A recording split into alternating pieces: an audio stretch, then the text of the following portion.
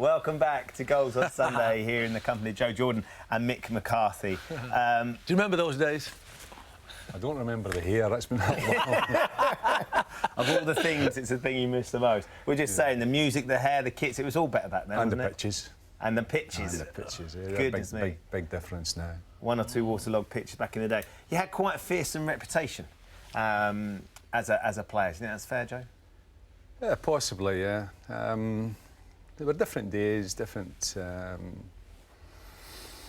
wouldn't say different rules, but I think the referees allowed a lot more people like Mick here, you know, centre halves, first 20 minutes, it's all yours, pal. Do what you want with him, you know. We do. Terry Connor will tell you, and he says, first one was free. He knew every Saturday he was going to get, first one was free from me or some big ugly sod like me, he was going to kick him. And then it was always somebody like Joe, somebody like me, playing in the teams. So it was.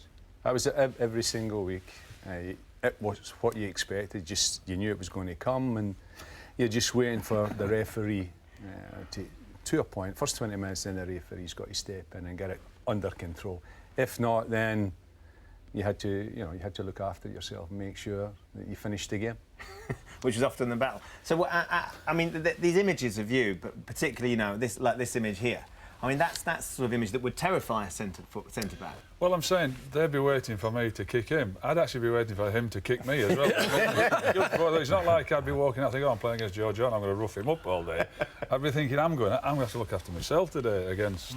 And lots of them, you know, it was Billy Whitehurst in terms of ability, but physical presence. Norman Whiteside, people like that used to play against, and Joe was one of the best. But people forget, Joe, that you went to AC Milan and you played for Manchester United. You played for Leeds United in their prime. Yeah. You know, so you weren't just a look after yourself person.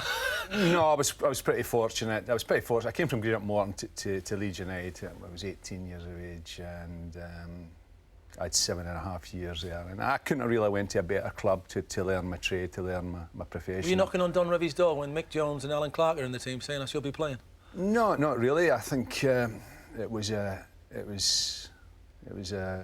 place where I did learn my trade, and they were players that I learned from. I played with some great pros and real top players, and I learned to be able to go to places like Manchester United from that, you know, from the experience that I had at Leeds, and to handle playing for a club like Man United. Andy's tweeted in actually about that, saying, what was the reception like when you moved from Leeds to Manchester United?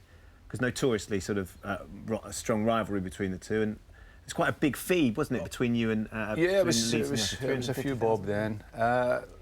Manchester United wasn't a problem. I think there was a few people at Leeds who were a little bit disappointed that I had moved. But I was patient enough. I had, as I say, a long time at Leeds, and I just thought it was right for me. I had to move, and I did so, and I enjoyed my spell at Leeds United.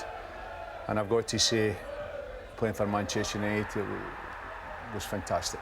It was a great club. It was a great club then, and it still is now. And I enjoyed my years there. But even then, there came a time when I thought I had an opportunity to go abroad. I was 29. It was always something that I wanted to do, and I got the opportunity to go to Italy, which was very difficult at the time because there was only one foreigner per club, and I got that chance. So, and the team I went to was AC Milan, who, again, with my background at Leeds United and playing with Leeds United, I think I was able to what I came through there, I was able to handle the pressure of playing at a club like AC Milan. So those were great chapters in my career. I look at it fondly. I made, you know, just the challenge of playing. How did you not knock that fella out, by the way? He was too small.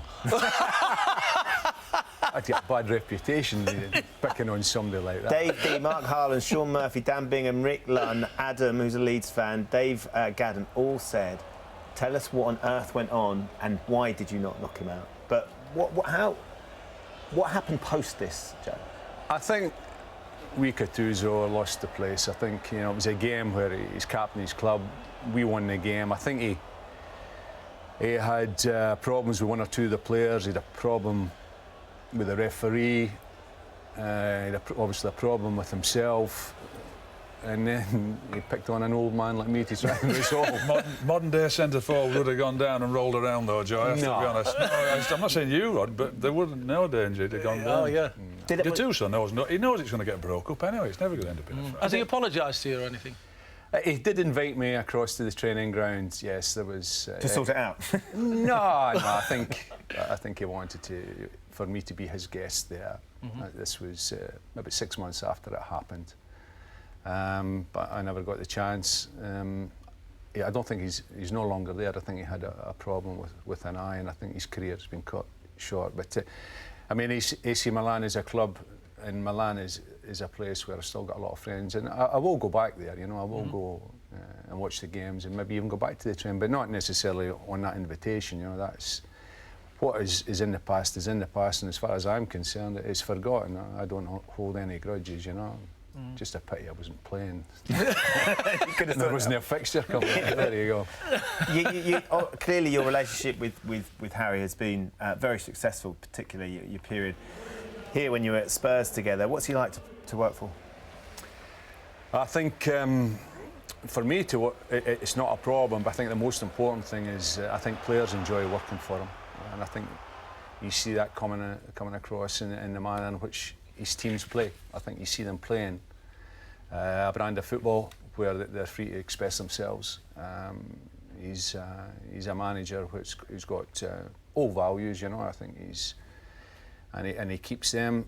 He takes on board the advantages that modern football and fitness and all that have to offer. But I think he wants his players to enjoy their training, to be responsible on and off the field. He treats them as men, and I think he tries to make the training and the games that they play in where they can, as I say, go and express themselves and enjoy their football and enjoy their profession. And I think that comes across. And I think at Portsmouth, which is entirely different, and the expectation is different from Spurs, but I think you've got crowds there who enjoyed watching the football that Harry's teams played, and I think that the players did it as well. People underestimate how good a football man he is, though, don't they, Harry? Oh, yeah, I think so. I read one or two things after he had.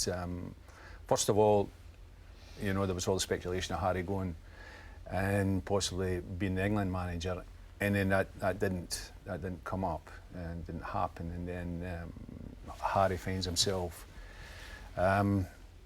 shown the door by Spurs. Whatever way you look at it, they shake hands and walk away, and then what's happening? You know, Spurs are going in a different direction. And to say that you know, he has some disadvantages, or he's not up to the mark in modern football, and I've never heard anything so much rubbish in all my life. You know, he's got a fantastic memory on players, on events, on the way that he has played against an opposition before. His preparation to select his team, I think he concentrates on what players he has.